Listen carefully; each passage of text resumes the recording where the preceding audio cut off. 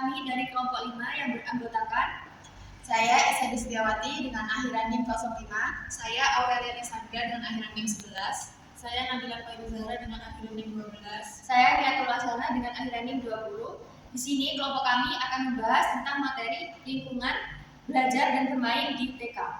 Pemaparan materi yang pertama akan dijelaskan oleh Esa. Baik, di sini saya akan menjelaskan pengertian lingkungan belajar dan bermain anak di TK. Lingkungan belajar dan bermain anak di TK pada pendidikan anak usia dini adalah dunia bermain, baik mereka di dalam indoor maupun outdoor. Rangsangan keberhasilan dalam pembelajaran dan bermain anak di usia dini, berbagai pendidikan mengatur pelaksanaan lingkungan belajar dan permainan di TK. Pelaksanaan belajar dan pembelajaran anak dan penataan pembelajaran dapat meningkatkan anak dalam pembelajaran di dalam kelas maupun di luar kelas.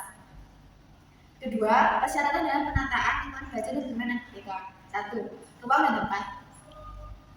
Pembelajaran harus menarik dan mengandung minat anak dalam tempat. Ruang dan tempat pembelajaran harus menarik dan membangun minat anak bermain di situ. Kedua, segala sesuatu dan setiap tempat mengandung unsur pendidikan. Dari warna, cahaya, tanaman, kamar mandi, dapur, gerbang, dan penataan bahan mainan. Ketiga, aman, nyaman, dan sehat. Hindari benda-benda yang dapat melukai anak-anak. Keempat, menekankan berbagai macam media, termasuk bahan alam, bahan daur ulang, dan lain-lain. Bahan main disimpan di dalam tempat yang mudah digunakan dan disimpan kembali oleh anak. Baik, saya akan melanjutkan tentang pengaturan dalam menata lingkungan belajar dan bermain di TK. Yang pertama yaitu tentang penataan kursi dan meja dapat diubah sesuai dengan konsep yang sudah direncanakan. Yang kedua, anak-anak tidak harus duduk di kursi, melainkan boleh juga duduk di tikar atau di karpet. Yang ketiga yaitu alat yang disediakan harus sesuai dengan kegiatan yang dilakukan. Lalu yang keempat, ada penataan meja disesuaikan kebutuhan agar anak memiliki ruang untuk gerak dan bermain. Yang kelima, ada tempat penyimpanan alat bermain ditata sesuai dengan fungsinya. Yang keenam yaitu ruangan kegiatan belajar harus memiliki pencahayaan yang cukup agar anak tidak jenuh. Lalu yang terakhir yaitu area ruangan harus mudah terjangkau oleh guru agar memudahkan guru untuk memantau keamanan setiap anak. Di sini saya akan melanjutkan materi selanjutnya yaitu rencana lingkungan belajar dan bermain di TK. Yang pertama, rencana kegiatan sehari-hari, yaitu guru perlu membuat rencana kegiatan sehari-hari untuk mempengaruhi pengaturan lingkungan belajar. Dalam membuat rencana kegiatan sehari-hari, guru membutuhkan peralatan dan pengaturan lingkungan belajar yang sesuai dengan rencana yang telah ditentukan. Yang kedua, kesehatan, keamanan, dan saniter. Lingkungan belajar juga harus memperhatikan hal yang berkaitan dengan kesehatan, keamanan, dan saniter. Cahaya yang masuk, temperatur, dan ventilasi ruangan yang cukup untuk pergantian udara yang keluar dan masuk. Kamar mandi dan keran air juga diperlukan untuk mencuci tangan. Yang ketiga adalah keindahan, stimulasi, dan stimulan. Ruangan dan tempat lainnya harus ditata dengan rapi agar menarik perhatian anak dan orang dewasa. Keindahan juga memberikan berbagai informasi untuk anak dan dapat menstimulasi anak untuk melakukan hal-hal yang diinformasikan. Selanjutnya saya akan melanjutkan materi tentang pelaksanaan lingkungan belajar dan bermain di TK. Pelaksanaan lingkungan pembelajaran di TK terdapat dua cara, yakni di dalam kelas atau indoor dan di luar kelas atau outdoor. Yang pertama yakni belajar di dalam kelas.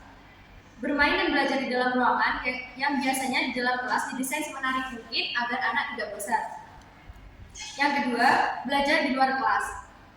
Pendidik melakukan pembelajaran dan permainan di taman sekolah yang tidak jauh dari kelas. Biasanya anak langsung diberikan bahan contoh materi yang sedang dilaksanakan.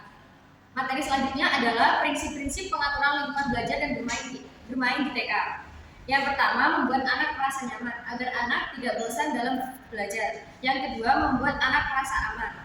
Yang ketiga, mendorong anak untuk dapat bereksplorasi agar tumbuh kembangnya atau perkembangan anak semakin meningkat. Yang keempat, mendukung anak untuk dapat berinteraksi dengan lingkungannya.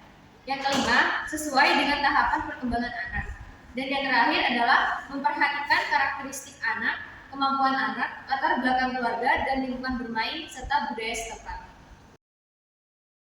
Baik, di sini kami akan menjawab dari pertanyaan kelompok 6, yaitu dari Fatih.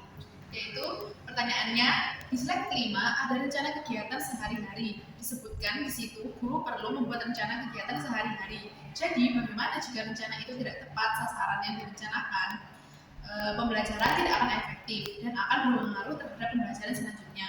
Akan lebih sulit untuk melakukan proses pembelajaran, belajar dan mengajar, di mana akan terasa bingung step by step-nya dan tujuannya tidak terarah. Juga proses pembelajaran tidak efektif, sehingga pembelajaran yang telah diterapkan sulit tercapai secara optimal, sehingga pendidik melakukan penataan ulang untuk kegiatan pembelajaran yang efektif. Saya di sini akan menjawab pertanyaan dari kelompok 6, yaitu Mbak Zidna. Pertanyaannya, lingkungan luar kelas yang kondusif membuat siswa belajar dengan baik. Namun sebaliknya, jika lingkungan luar tidak kondusif dan terjadi masalah, maka konsentrasi siswa akan terganggu. Bagaimana menurut kelompok Anda cara menciptakan lingkungan luar sekolah yang kondusif? Lingkungan luar sekolah yang kondusif membuat siswa belajar dengan baik. Namun sebaliknya, jika lingkungan luar tidak kondusif dan terjadi masalah, maka konsentrasi siswa akan terganggu. Untuk menciptakan lingkungan sekolah yang baik diperlukan kerjasama yang baik antara pihak yang bersangkutan, mulai dari siswa, guru, kepala sekolah, staf, hingga petugas pembersih. Bangunlah komunikasi yang baik dengan pihak yang terkait. Lingkungan sekolah juga menjadi acuan penilaian kualitas sekolah, sehingga harus dijaga dengan baik. Di sini saya akan menjawab pertanyaan dari Tasya dengan Anjani Mbak. Pada slide persyaratan dalam menata lingkungan belajar dan bermain di TK, menurut kelompok kalian, ruang atau tempat yang tepat untuk bermain itu ruang seperti apa? Misal kayak di outdoor atau indoor. Menurut kelompok kami, ruangan yang tepat untuk bermain atau belajar adalah ruangan yang nyaman dan aman bagi anak. Lingkungan outdoor maupun indoor juga harus tertata rapi dan bersih. Penataan ruangannya pun harus tertata rapi dan menarik agar anak tidak bosan dalam bermain dan belajar. Pendidik diharuskan kreatif, inovatif, dan berkreasi dalam menata ruangan belajar dan bermain. Sekian presentasi dari kelompok kami, kurang lebihnya mohon maaf. Wassalamualaikum warahmatullahi wabarakatuh.